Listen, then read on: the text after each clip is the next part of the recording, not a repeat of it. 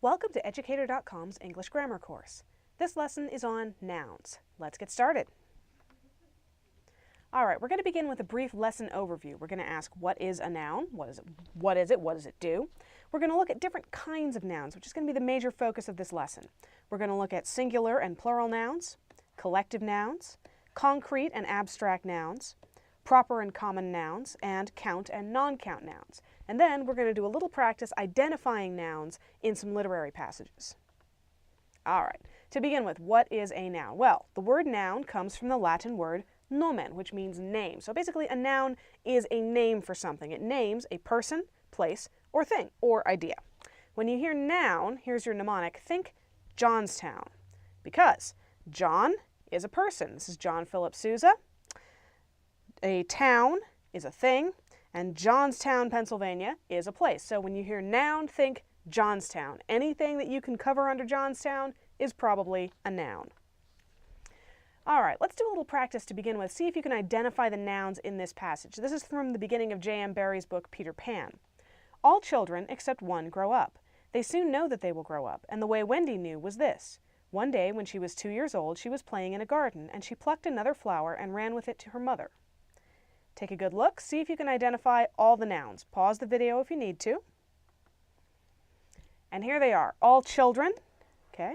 Children are, of course, people, except one grow up. They soon know that they will grow up. And the way, which is an idea. Wendy is a person. Knew was this. One day, which is a thing. When she was 2 years old, two things. She was playing in a garden, a thing. And she plucked another flower, a thing, and ran with it to her mother, a person. J.M. Barrie is also a person, and Peter Pan is a fictional character, but in the book, he's a person. So those are nouns as well. Now, one of the first things you need to know about nouns is that they come in both singular and plural forms. Singular nouns name only one person, place, thing, or idea. Plural nouns name more than one of the same person, place, thing, or idea. Now, there are irregular nouns that have irregular plurals, but plural nouns are usually formed by adding s or es to the end of a singular noun. Let's look at a couple of examples. All right, one cat. We've got one cat lying on the carpet there. We add s to the end when we've got two cats. Okay, pretty simple. Most nouns behave this way. But if the noun ends with an s sound, such as glass, then you add the es and the syllable es on the end. So glass becomes glasses because you have more than one. That's basically how you turn a singular noun into a plural for almost every noun in English. All right, what about collective nouns? Collective nouns are a special kind of noun that name a class or a group. They are a single entity composed of one unit with multiple parts, usually multiple very similar parts. Collective nouns are usually treated as singular. You act like they're singular nouns even though they describe a group of several things. These nouns are also called group nouns because they describe groups. Now, what am I actually talking about? Well, you might look at a noun like team. A team contains multiple units that are similar. It contains multiple people, like this soccer team. Okay. Similarly, a choir contains multiple singers, but it's treated as a singular noun. We say one team, one choir. I sing in a choir. It's singular, even though it's a group of multiple things. So collective nouns are a little tricky, but that's how they work. All right, now we come to concrete and abstract nouns. Concrete nouns names things that you can experience with your senses. So, for example, dog. You experience a dog with your senses. You see the dog, you hear the dog barking, you smell the dog, you feel the dog. Your senses pretty much tell you everything you need to know about the dog. Or motorcycle, or water. Abstract nouns, by contrast, name qualities or ideas that you can't experience with your senses, such as hope or peace, or happiness, abstract emotions or philosophical concepts. Now, how does this actually play out? Concrete nouns include concrete, which is how you remember what a concrete noun is. You can experience concrete with all your senses. Or blanket. Again, you can touch it, you can see it, you can smell it, you can hear it. Well, you can hear it if someone drops it on the floor. Truck, fire, apple, all things that you can experience with your senses. Very concrete, right there in the moment with you. Abstract nouns, by contrast, happiness, mercy, justice, surprise, or beauty. Most people would agree that these things exist, but they're not things that you can touch, things that you can see, things that you can hear. Your senses don't tell you a whole lot about them, so they are abstract nouns. And again, these can be singular or plural. You can have one surprise, two surprises. You can have one blanket, two blankets, but you can also have concrete, which you don't really count. All right, proper and common nouns. Proper nouns name specific people, places, and things, such as William Shakespeare, City of Tokyo, or Harvard University. Common nouns, by contrast, name general people, places, and things. So instead of William Shakespeare, you have playwright. Playwright could be any playwright. William Shakespeare is one. Tokyo becomes city, or Harvard University becomes school. Now, the way to tell a proper noun from a common noun is that proper nouns are usually capitalized and common nouns are usually not, unless they're the first word in the sentence, in which case you always capitalize the first word in the sentence. Proper nouns are almost always capitalized, except for people like E.E. Cummings or K.D. Lang, who insist on spelling their name with lowercase letters. But aside from exceptions like that, proper nouns are capitalized and common nouns are not, unless they're at the beginning of a sentence. Let's look at a couple of examples. Albert Einstein.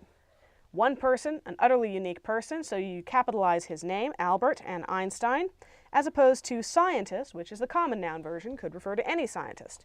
Similarly, the Mona Lisa is a painting, it's unique, if you use a proper noun for it, you capitalize it, as opposed to just plain old painting, which could be any painting.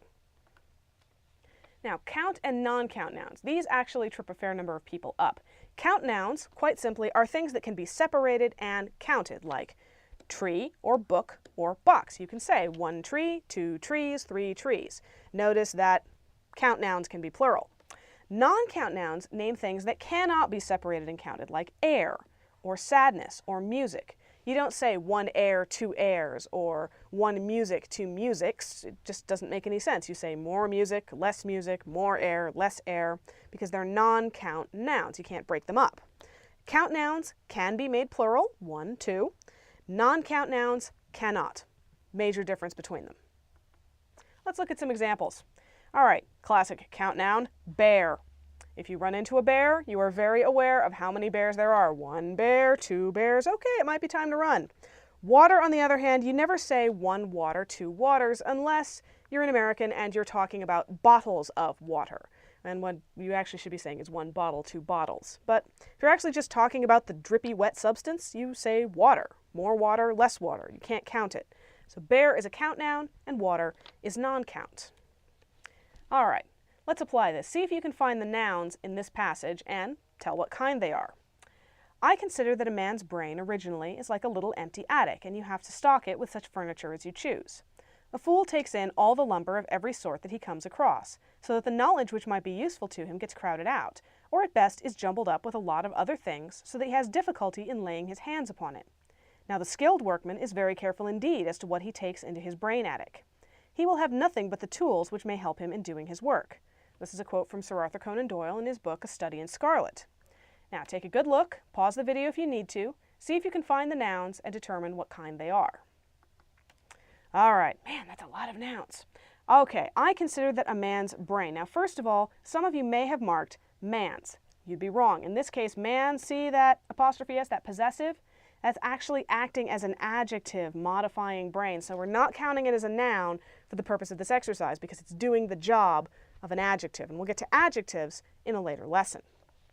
Brain, however, is a thing. It's a count noun, one brain, two brains. It's concrete. You can experience a brain with your senses, usually if you cut it out of the animal it came from. So brain is a noun. Originally is like a little empty attic. Once again, a concrete noun, singular. And also it's not abstract, it's not collective, it's attic. And you have to stock it with such furniture. Oh, there's a non-count noun. You don't say one furniture, two furnitures. So concrete, non-count, as you choose. A fool, okay?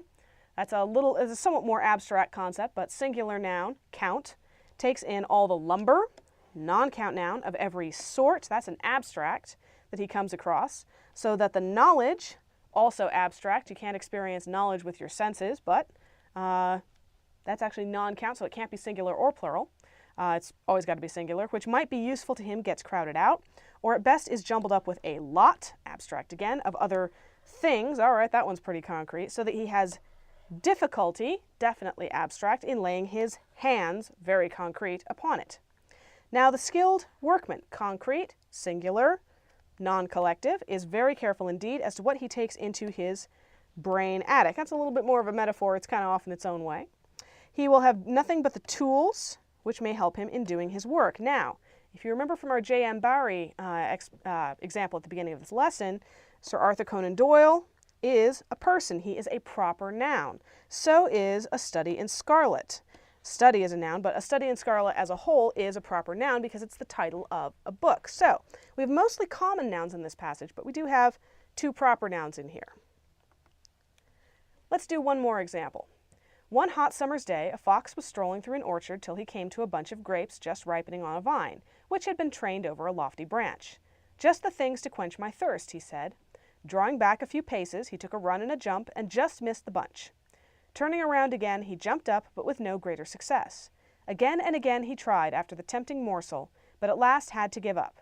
He walked away with his nose in the air, saying, "I am sure they are sour." That's one of Aesop's fables, The Fox and the Grapes. Take a good look, see if you can find all the nouns in this passage, and determine what kind they are. And here they are, one hot summer's day. Notice that summers, once again, is not treated as a noun because it's doing the job of an adjective. It's modifying day. But day is concrete, singular, common. A fox, concrete, singular, common, was strolling through an orchard, concrete, singular, common, till he came to a bunch, concrete, singular, common, of grapes, oh, plural this time, just ripening on a vine. Now we're back to singular, still concrete, still common, starting to get this, which had been trained over a lofty branch, concrete, singular, common. Just the things, so we have a plural one here and a little bit more abstract, to quench my thirst. Totally abstract, and also, generally speaking, a non-count noun. You don't say one thirst, two thirsts. Drawing back a few paces, okay, he took a run, that's definitely concrete and singular, and a jump, and just missed the bunch. Turning around again, he jumped up, but with no greater success. That's definitely an abstract noun because you can't touch success, you can't smell it. Again and again, he tried after the tempting morsel, but at last had to give up. He walked away with his nose in the air, saying, "I am sure they are sour." And once again, Aesop is a proper noun.